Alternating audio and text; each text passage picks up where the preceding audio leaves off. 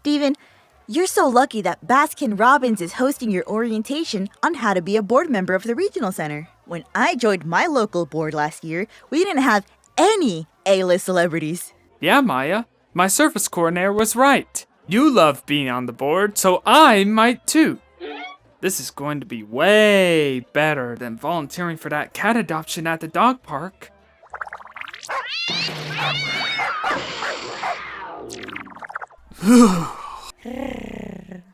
Hey, I didn't know you brought Wax to the orientation. Oh yes, he's very interested in 501c3 governance. Ladies and gentlemen, please put your hands together for the person the Santa Maria Strip Mall Flyer March 2006 called almost half as good as a game show host, Bass Ken Robbins! Thank you very much. On behalf of myself, I'm grateful you chose to attend today's orientation seminar. In just 15 short minutes, I will masterfully tell you all you need to know about being a board member. After this quick disclaimer. The following seminar does not show you all you need to know about being a board member. It is a basic overview of a very complicated system and its board governance. However, Mr. Robbins' contract strictly states that we infer that he knows everything. What is the California Regional Center System? Well, in 1969, the Lanterman Act was passed by the legislature and signed by Governor Reagan, making California the only state in the nation to provide lifelong entitlement services to people with IDD, or intellectual or developmental disabilities, so that they have every opportunity to lead full, independent lives. Lantern Man? Isn't that Dexter's favorite superhero show? Make way for Lantern Man! Jumping Jupiter's rings! Follow that saucer! Yeah, it's probably just a coincidence. The act was the result of advocacy by parents who wanted their children with disabilities to live and thrive in the community. During the pilot phase, 2 centers were opened and served 559 people. In 2024, the 21 independent regional centers serve over 400,000 Californians with autism, cerebral palsy, epilepsy, intellectual disabilities, and more. And why 21? Well, you see— Oh, I know! Maya, you've been to my other seminars. You know that all my questions are intentionally rhetorical so that I can answer them myself. But since we are friends, go ahead. The Lanterman Act was designed intentionally to respond to community needs, not to create a state-run system. California is so large, with such a diverse population, that breaking the system up into 21 centers allows for localization of services. Services provided by centers who know their communities and can tailor how to best serve people in their native languages and socioeconomic backgrounds. They also know available vendors and other pertinent information necessary to best serve their communities. Wow. Well said, bud. I do my homework. Well, I was going to say because it's the law, but your explanation is also acceptable. Now, if I may continue, that small pilot program 6 decades ago has grown and changed dramatically. So now regional centers are major businesses supporting thousands of people, with budgets ranging from $300 to over $800 million a year. As of 2024, the annual budget was almost $15 billion.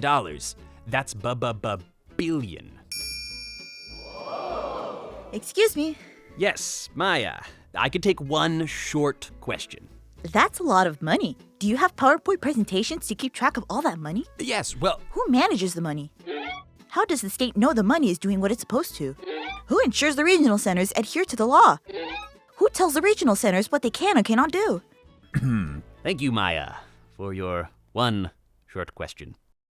The state government's Department of Developmental Services, or DDS, oversees the system and actually has a contract with the board of directors of each regional center, laying out the specific functions they must adhere to in order to receive funding and be allowed to operate on behalf of the Lanterman Act. DDS sets the rules and funds the independent regional centers, who administer the program.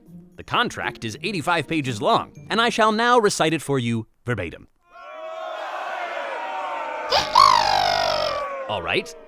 Instead, I will give you a very brief overview of what the contract entails.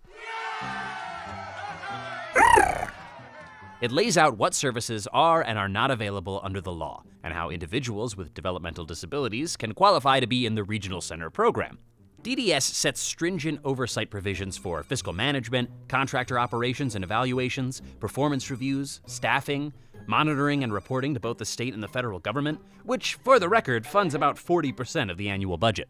DDS must ensure that all statutes and requirements of the contract are being met, or funding may be put in jeopardy. So, the department has over 700 employees to perform these functions. Yes, sir? Hey, bud, if DDS does all that, why have a board of directors? I'm happy to answer that question. After all, I am collecting a hefty fee for giving this seminar. While the state does monitor the entire system for compliance, each local regional center relies on its board of directors to ensure it is following the law, the contract, and respectfully and efficiently serving the local community. The boards, by law, are comprised of people who have some basic knowledge of finance, management, the IDD community, and also reflects the local community they serve. This means it must contain at least 25% members with developmental disabilities, and additionally have members that reflect the ethnic diversity of their region. That seems like a lot. It is a lot, and no board member is expected to know everything that happens at a regional center at the granular level. That's why the centers employ hundreds of people, each experts in their fields, to handle the daily aspects of operations. You and every board member have numerous resources at your disposal to look at the big picture of each regional center, starting with the one employee that reports to the board. I thought you just said there were hundreds of employees. There are, but the board only has one, the executive director. Makes it easier for us to get information. Correct! That person is a highly trained and educated professional in the disabilities and social services and administration space. They are often selected after an extensive search to find just the right person. They run the day-to-day operations, and it's their job and their team's job to understand and implement the DDS contract in its fine detail. Your job as a board member and your dozen or more colleagues on the board is to receive timely reports from the executive director and their senior staff on how the regional center is doing. You are responsible to ask questions and get answers from the executive director if you have any concerns. I'm confused, Mr. Ken Robbins. You said we don't need to know everything, so how... I was just getting to that.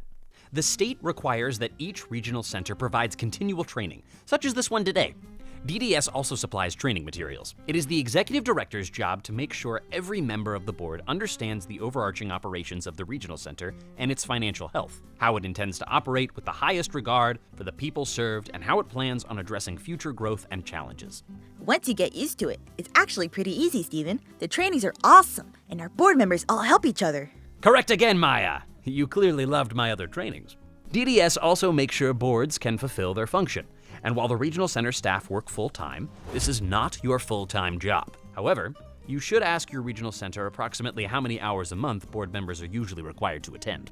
In your volunteer role, you will have regular full board meetings, trainings like this one, and each of you should be on committees like Finance or Community Services or the People's Advisory Committee, so you can see in more detail the workings of your center. So I get to work with the families and everyone else who works there? I'm so glad you asked that question. And you'll be pleased to hear the answer is 100% no. No? No. In fact, you are not allowed to do any of those things. And for good reason. Firstly, a board needs to be above the fray, so to speak. If you're deep in the weeds, you cannot see the big picture. Your job is always big picture. Also, the people served by the regional centers are entitled to their privacy under HIPAA. And no one, including board members, are allowed to know anyone else's business. Your job is to make sure that the right people are working successfully to deliver the right services to people overall, not to get involved in the day-to-day. A few months ago, a friend asked me to help him get more services. I asked the executive director and the board president, and they said I'm not allowed to do that. If I were allowed to, then the board would only help each other and their friends, and that wouldn't be fair to the other 20,000 people at my regional center. I like that. It's fair play. This is what I like to call fair play. If board members are allowed to interfere with operations or help get favors, it's not only unfair, they couldn't objectively do their jobs. Remember, you are always looking down from the very top to make sure that, as a whole, what's supposed to happen is happening. There is a fine line between oversight and interference. It sounds like eyes in, hands out. I like to call this the eyes in, hands out approach. Trademark Bass Ken Robbins, all rights reserved. The eyes in means the board members look at the information, ask questions of the team, and discuss the issues, while the hands out means you don't get directly involved in the day-to-day operations of the regional center. And remember, it's perfectly fine and normal that not all board members agree on something or vote the same way. You get your vote, and as always, the majority wins. However, once the board makes a decision, it's your fiduciary responsibility to represent to all parties the final decision and maintain board unity. Fiduciary? I don't even know what that means. No one actually does, son. It means that you have an obligation to maintain trust and take all of your actions on behalf and for the good of the entity, not for yourself. Okay, one person does. There is one other important point I want to make here in addition to the one I didn't understand. When you are on the board of directors of the regional center, you must avoid a conflict of interest. That means you cannot have another thing you do that may cause you to pick that interest over the board's. You must be looking out for the organization first and foremost, to benefit everyone it serves. Well, ladies and gentlemen, that concludes my introduction to being on the board of a regional center seminar. At this time, I would like to open the floor to questions. Do you think we should ask another question? That's a question. Can you tell us about the public comment procedure and etiquette at meetings? Ah, the public! The people! The great experiment that our country was founded on! Yes, board meetings are by law in California open to the public, and they may ask questions during the allotted time. Some of their comments are informational, which is very constructive for the regional centers. However, occasionally someone will speak up in board meetings about their own personal situation and request action or answers right then and there. This presents a challenge because, as we talked about, confidentiality comes into play, as does the board's prohibition against being involved in personal cases or situations. When this happens, the board and the staff from the regional center have to listen respectfully and politely, take notes about the situation, and later on, the board president and the executive director will find the right team of people to respond. This allows for a thoughtful investigation into any questions raised, rather than responding from a place of not knowing all the facts, emotion, or a desire to help. And if there are no more questions... I see the turtle in the front row seems to have a question. However, I'm not really sure what to do with that, so I will ask the young man what his question is. My question is, where do we sign up? Excellent! You can apply to your regional center and fill out their application online, or contact them by phone to speak to someone who can guide you through the application process. For members of our community who want to volunteer, you can always ask your service coordinator. Before you do that, however, I will leave you with this piece of advice my own father told me when I was only a lad. Before making the commitment to volunteer, you should attend a few board meetings first. That way, you can make sure that being on the board is a good fit for you. It's a great honor and privilege to serve the community in this way. And as we've learned today, it is also a responsibility. Make sure you know you can commit the time and effort it takes. Finally, find me in the lobby after today's seminar. I'll be signing copies of my autobiography, One Fell Scoop, the Bass Ken Robbins story, Volume 6. Good night, everyone. That was amazing! It was a home run. We'll make an awesome team. What do you think, Wax? Wax? Oh, Wax. Wax.